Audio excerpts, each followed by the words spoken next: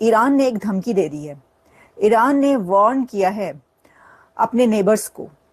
Iran ने ये धमकी अपने हमसायों को दी है कि अगर ईरान के किसी भी नेबर ने ईरान के दुश्मन को सपोर्ट करने की कोशिश की या ईरान पर जो हमले हो रहे हैं उसमें इजराइल की मदद करने की कोशिश की तो उसको नहीं छोड़ा जाएगा और उसके साथ वही सलूक किया जाएगा कि जो किसी दुश्मन के साथ किया जाता है। दोस्तों, पाकिस्तानी सोशल मीडिया में ये सुनने में आ रहा है कि सरकार ने, उनकी फौज ने एक बहुत बड़ा गेम कर दिया है। नमस्ते दोस्तों, बोल भारत में आपका स्वागत है। पश्चिम एशिया में तनाव तेज हो गया है।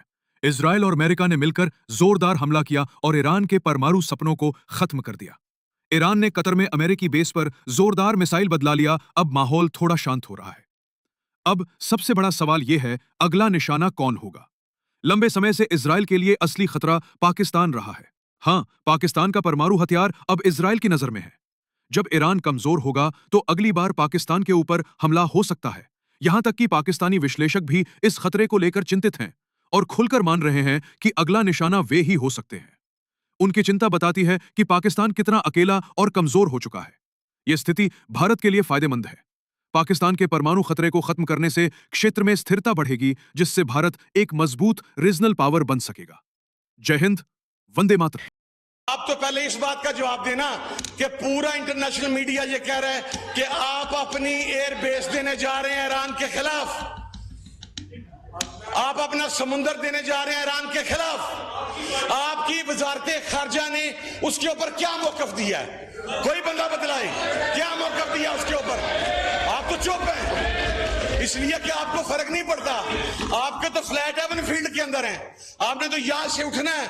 अगर खुदा ना खास्ता पाकिस्तान पर कोई मसला हुआ, आपने तो रातों रात फ्लाइट पकड़नी है जिस तरह मुशर्रफ के टाइम पे पकड़ी थी, और यहां से निकल के आपने वहां पर भाग जाना है।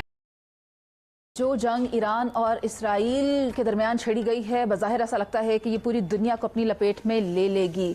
मैं आपको बताती चलूं कि ईरान पर अमरीकी हमले के पाकिस्तान पर क्या असरात मुरत्तब होंगे। इस खबर की तफसील कुछ इस तरह से है कि पाक भारत जंग रुकवाने पर पाकिस्तान ने अभी अमरीकी सदर डोनाल्ड ट्रंप को नोबेल पीस प्राइज के लिए नामजद ही किया था कि अमरीका ने ईरान इसराइल जंग में ईरान पर हमला करके जंग में शमूलियत इख्तियार कर ली। जो अमरीकी सदर खुद को पीस मेकर कहते थे, वो अब खुद जंग में शामिल हो चुके हैं। जहां ट्रंप ने ईरान पर हमले से खुद के लिए मसाइल पैदा किए हैं, वहां क्या पाकिस्तान को इस कशीदा होती सूरत हाल में अपनी पोजीशन वाज़े करने की जरूरत नहीं, वरना पाकिस्तान पर इसके क्या असरात होंगे? सायरा जी, आप मुझे ये बताएं, पाकिस्तान अपनी पोजीशन कब वाज़े करेगा?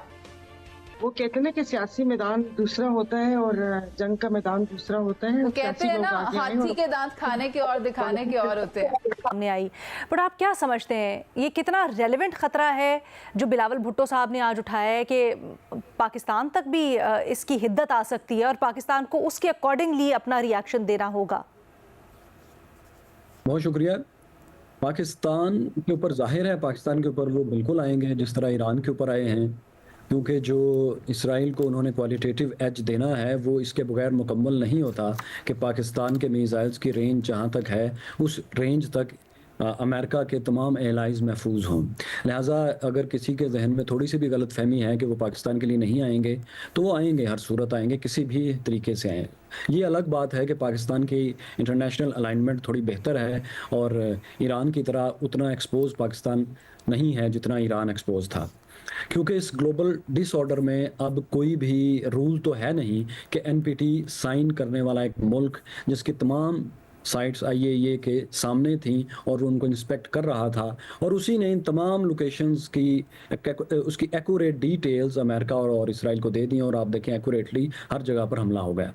तो अब आप ये बताइए कि एनपीटी पर अब आइंदा साइन कौन करेगा? पाकिस्तान ने अब तक दस्तखत नहीं किए और मुझे यूं महसूस हो रहा है कि ईरान भी इससे निकल जाएगा। सो पाकिस्तान को ये करना है कि उसको इस ग्लोबल डिसऑर्डर को सामने रखते हुए अब अपनी फैसिलिटीज़ को महफूज करना है और जो उसके पास इनरिच्ड यूरेनियम है उसको ऐसी जगह पर महफूज करना है कि अगर खुदा न खास्ता किसी वक्त ये पाकिस्तान के ऊपर इस तरह का हमला करें तो एट लीस्ट हमारे पास बड़ी मिकदार में इनरिच्ड यूरेनियम के जो पैलेट्स हैं वो महफूज रहे। अच्छा, अब इसके ऊपर ये चहम गोइयाँ शुरू हो गई पाकिस्तान के अंदर कि जी ये जो अभी एक मीटिंग हुई है उस मीटिंग के बाद ईरान ने ये धमकी दी है। तो मैं आपको बता दूं कि ईरान ने ये धमकी पहले भी दी थी। यहां पे स्पेसिफिकली नाम लिया जा रहा है सांगली एयरबेस, जो कि क्वेटा बलूचिस्तान में है, और दूसरा पासनी नेवल बेस, ये भी बलूचिस्तान में है, PNS मकरान, ये नेवी का बेस है। तो नेवल एयरबेस और एक इनका सांगली एयरबेस, पाकिस्तान एयरफोर्स और पाकिस्तान नेवी के एक एक बेस इन्होंने अमेरिका को दे दिए। अब दोस्तों क्यों दिए, और इसीलिए भी ये न्यूज थोड़ी सी बिलीवेबल है क्योंकि ये पाकिस्तान की हरकतें पहले से रही हैं। पाकिस्तान कभी ड्रोन बेसिस दे देता है, कभी नेवल बेसिस दे देता है। तो अगर पाकिस्तान ने करा है, मैं ये नहीं कह रहा कि ये मेन स्ट्रीम मीडिया में आ गया और ये खबर है, ये 100% पक्की है, लेकिन मैं आपको ये बता रहा हूं कि अगर पाकिस्तान ने कर दिया तो कम से कम पाकिस्तान में या पूरी दुनिया में किसी को भी किसी भी प्रकार का अचंभा नहीं होगा। मेरा ख्याल था कि हमारी जो पॉलिसी है कि हम डोनाल्ड ट्रंप को अपीज करके अपने लिए कुछ फ़ायदा हासिल करेंगे, हम अभी इसी पॉलिसी को आगे बढ़ाएंगे।